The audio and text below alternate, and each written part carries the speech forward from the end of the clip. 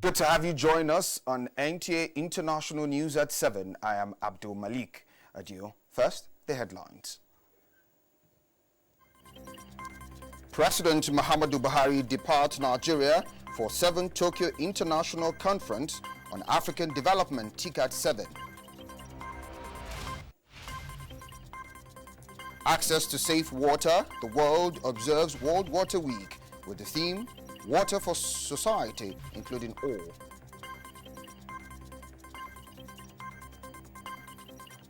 Nigeria and 14 other ECOWAS member countries set targets to eradicate rabies in the sub-region.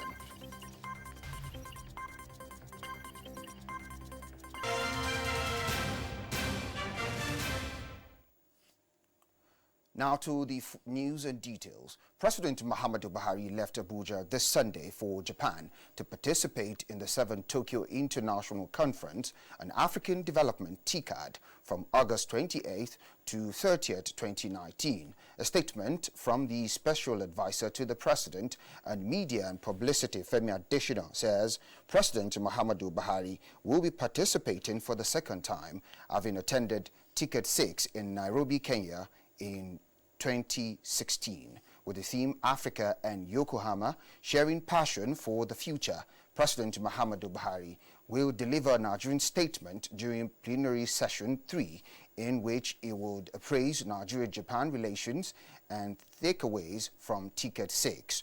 The president will also attend other major and side events in Japan and hold a bilateral meeting with the Prime Minister. He will also meet chief executive officers of some Japanese companies with huge investment in Nigeria. Formed in 1993, TICAD is the largest international conference held in Japan that provides an open forum for generating innovative discussions among various stakeholders on African development.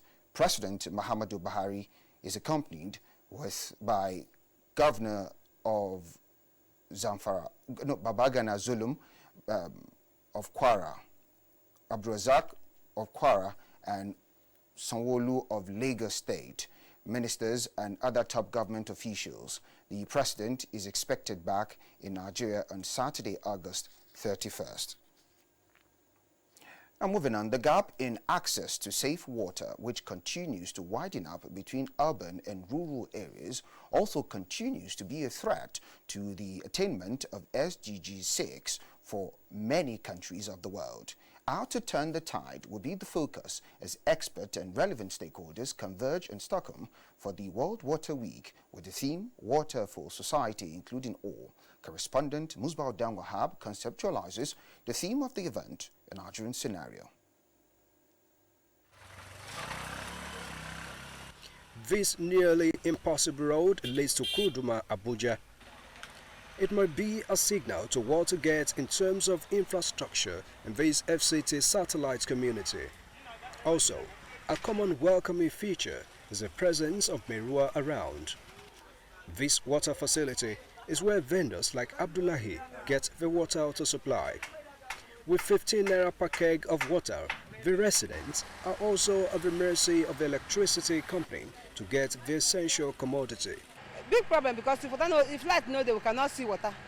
Sometime a month we have like 4 days a month or 5 days a month. Residents in their neighboring Guzape village are not having it better.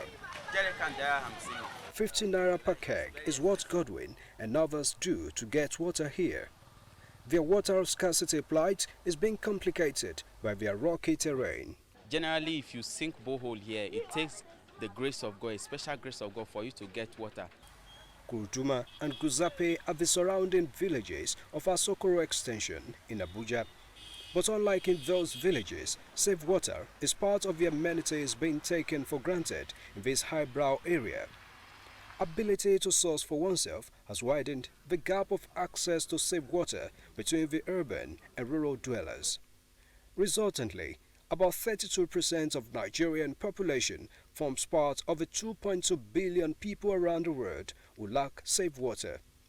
But racing against national and international targets, stakeholders believe the National Wash Action Plan launched late last year by President Muhammadu Buhari, is a milestone amongst those needed to drive the sector. We have the same government in power.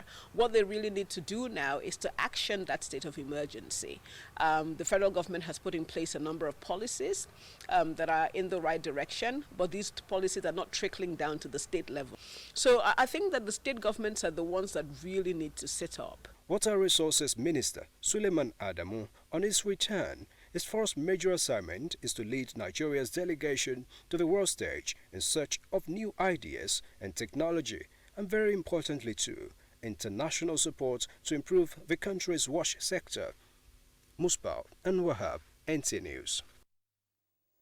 Now, Nigeria and 14 other economic communities of West African state ECOWAS set target of eradicating rabies by 2023.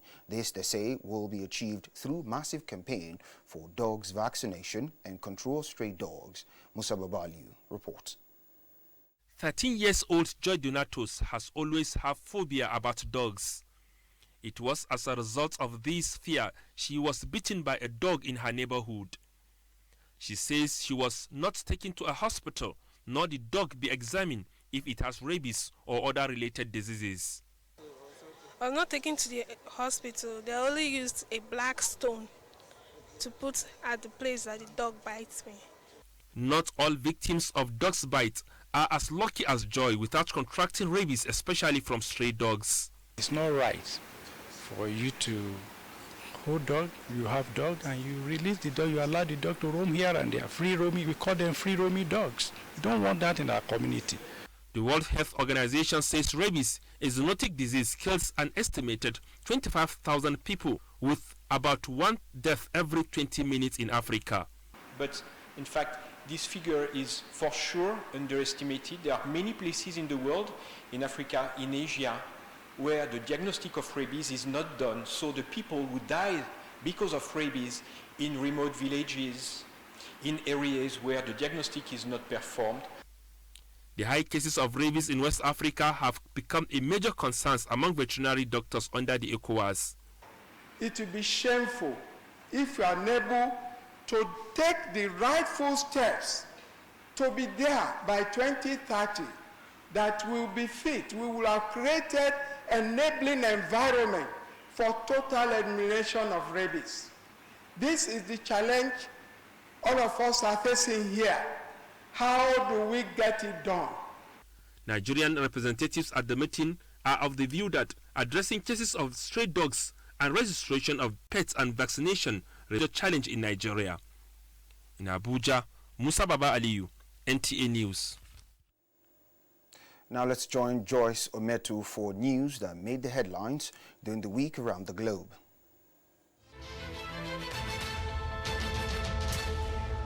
Welcome to this segment of the news where we review stories that made headlines across the globe in the outgone week.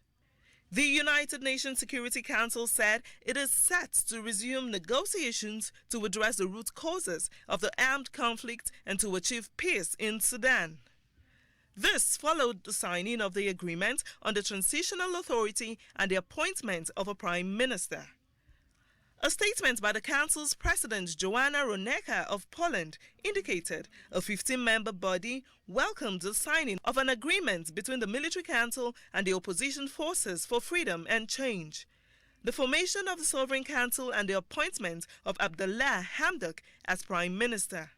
The Security Council stressed the need to swiftly resume negotiations towards peaceful solutions to the conflict in Darfur, South Kordofan, and the Blue Nile.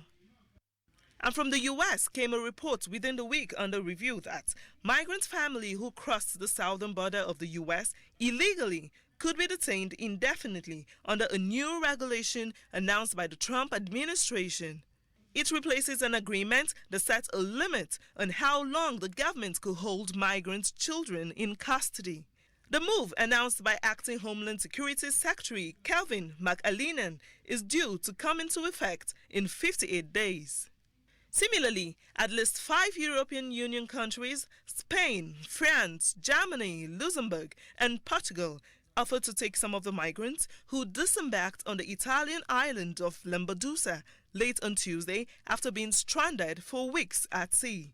About 100 migrants who were on board the charity ship Open Arms were allowed to disembark after a prosecutor ordered the evacuation of the vessel. In other news, Brazil's leader ordered the armed forces to fight record forest fires in the Amazon amid international outrage over rising deforestation. President Jair Bolsonaro deployed soldiers in nature reserves, indigenous lands and border areas beset by fires. The move is an apparent reversal from Mr. Bolsonaro, who has been accused of emboldening miners and loggers. Other countries had threatened to target Brazil's economy if the nation did not act to stop the fires. And in Ankara, capital of Turkey, 3 elected mayors were removed from office and more than 400 people detained as part of a crackdown over alleged links to Kurdish militants. The mayors who were elected in March were accused of spreading terrorist propaganda and financing terrorism. Joyce Ometu, NTA News. Now, the Nigerian Diaspora Commission is working with relevant bodies to unravel the cause of death of a Nigerian in Ukraine. Chairman, Chief Executive Officer of the Commission, Abike, while commiserating with the family of the deceased in Lagos, gave assurance of justice. Abolade Salami reports. The Nigerian mission in Ukraine intensifies efforts through petition to the Ukrainian Ministry of Foreign Affairs and the police to uncover circumstances surrounding the death of a Nigerian medical doctor, Gbolahan Ejemai, in Ukraine. But Chief Executive Officer of the Nigerian Diaspora Commission, Abike Erewa, has met with the family to console them of the sudden demise of their son, with an assurance that the Commission will get to the roots of his death. And you want to know that your son got justice in death. And that's why we all have to ensure that we keep it's going to take a while, but I'm going to keep at it. I will not stop.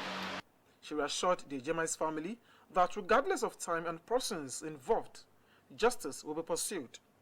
In Lagos, Abolade Salami, NTA News. Now, reward for selfless service. How should it be celebrated? Is it by clinking of glasses or dancing to music? It was a moment of outpouring of gratitude and continuous reoccurring of kind and sweet words for members of the National Association of Presidents NYC Honors Awardees. It is in appreciation of the present administration's fulfilling a promise made 5 years ago. Olayinka Ojo report. In 2014, during the combined set of 2012, 2013 and 2014 President's NYC Honors Award, a total of 164 outstanding corps members during their service year who were award recipients got automatic employment. In addition to these was award of scholarship to study any course of their choice at master's and doctorate levels. More than 70 of the total number through PTDF are in tertiary institutions overseas, while the remaining 84, after waiting for more than 4 years, will now be traveling for their postgraduate studies. First, from selflessness, to serve humanity and to give my best to my country. Maureen Inua, a graduate of Science Laboratory Technology, is one of the beneficiaries. A lot of us gave up.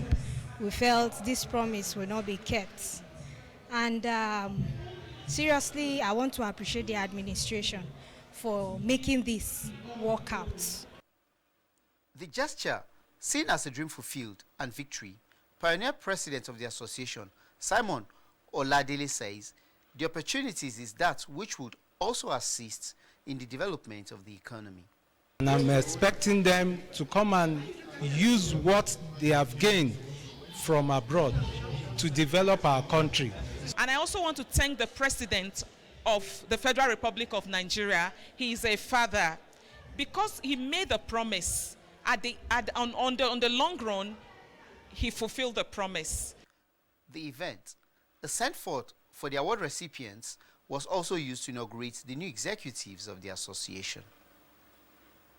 Olayinka Ojo, NTA News. You're watching the news at 7 and NTA International, reaching you live from Abuja, the nation's capital. A break beckons. When we come back, There will be more news, just stay tuned.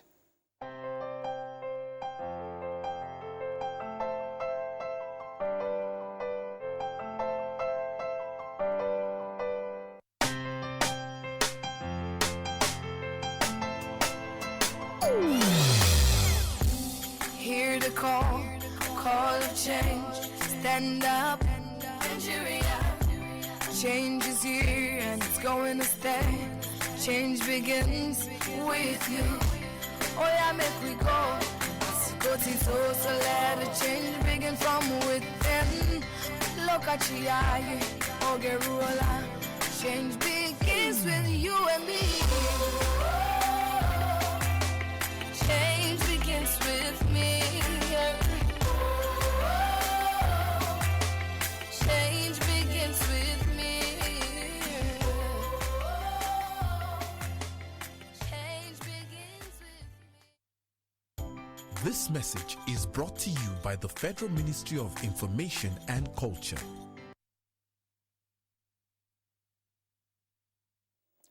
The Nigerian National Petroleum Corporation (NNPC) says it has recorded 77% increase in cases of oil pipeline vandalism in its network of pipeline infrastructure across the country in June 2019. The corporation's monthly financial and operations report for the month indicates that 106 pipeline points were breached, representing an increase from the 60 points vandalized in May 2019. A statement by NNPC Group General Manager, Group Public Affairs Division, Ndu Gamadu, explained that in spite of the wanton breaches of its critical pipeline network during the period, the corporation had ensured continuous fuel supply and effective distribution across the country. The group says during the month under review, 1.76 billion liters of petroleum motor spirit, PMS, translating to 58.65 million liters per day, were supplied and effectively distributed. In the gas subsector, the June report stated that 223.98 billion cubic feet of natural gas were produced in the month under review, translating to an average daily production of about 7.5 million standard cubic feet per day. The figure posted a slight increase of 0.11% compared with the previous month of gas production.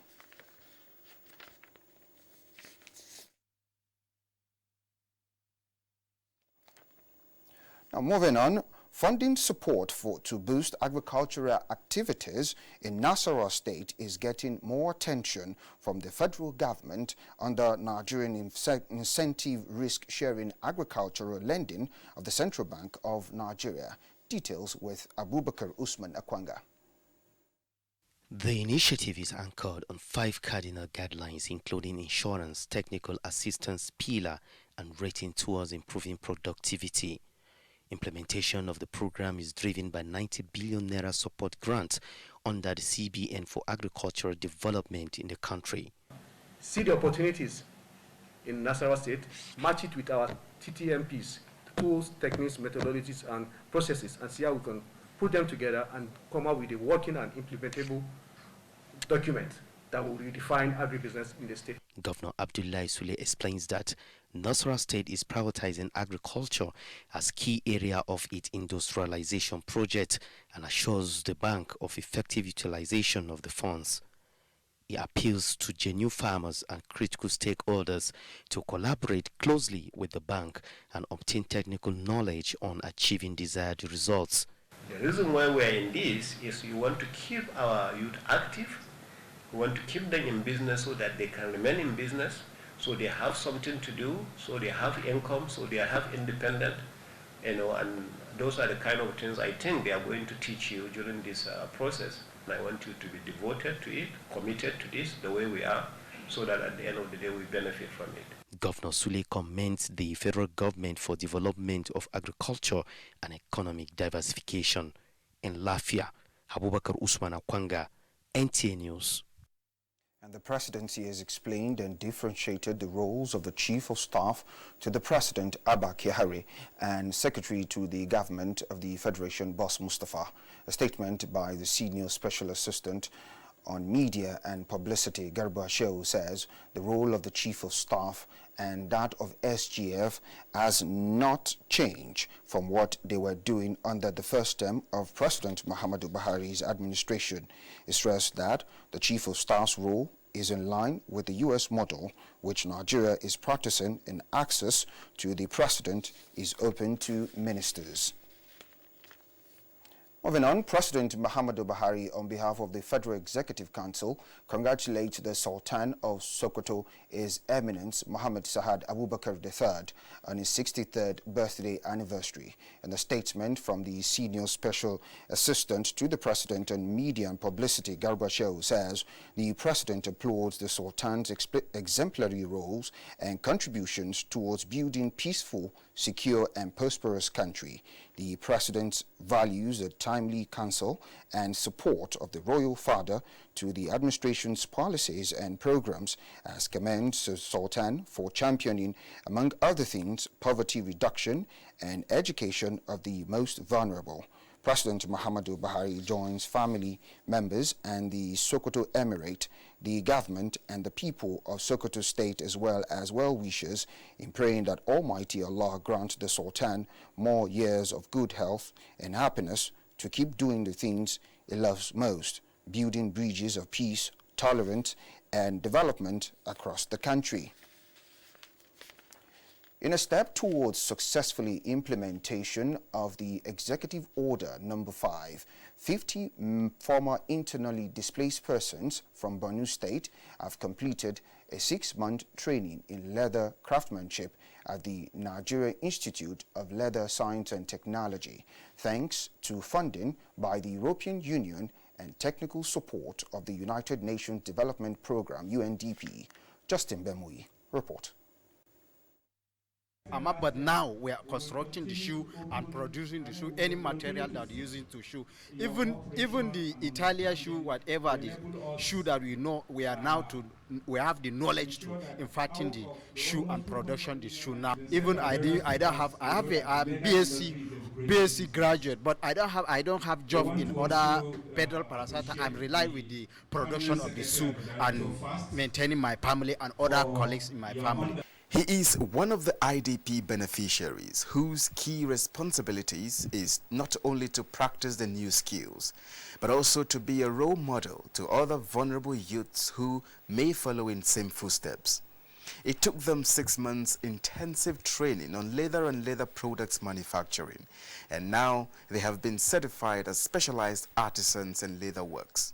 Can now make shoes, bags, belts, every product made of leather, and be self-reliant. Not even self-reliance, I can also be an employer to the employees. I can make my own shop, create employment to my fellow youths, and then promote entrepreneurship. They have been encouraged to use the new skills to help build strong and resilient communities and contribute to sustainable development of Nigeria. And for the federal government, this training program is a boost to unlocking the enormous potentials existing in the leather sector for the benefit of the country. So we are working from our slumber. We want to start developing our high skill, adding value to it before we now export. And luckily, we have brought out a leather and leather products policy, which will enable us to develop this product, add value to the high skin before we export. Well, the next thing is for these graduates today to be established. And then the European Union and the UNDP, they promised to do that. Yes, and we'll continue to monitor them. And of course, UNDP has a mechanism also of monitoring to see that they comply with the conditions given to them for their establishment. Experts say being a major productive sector next to the petroleum industry in terms of foreign exchange earnings, the leather sector is the nation's next gold mine and holds the key to industrial growth, economic diversification, jobs and wealth creation.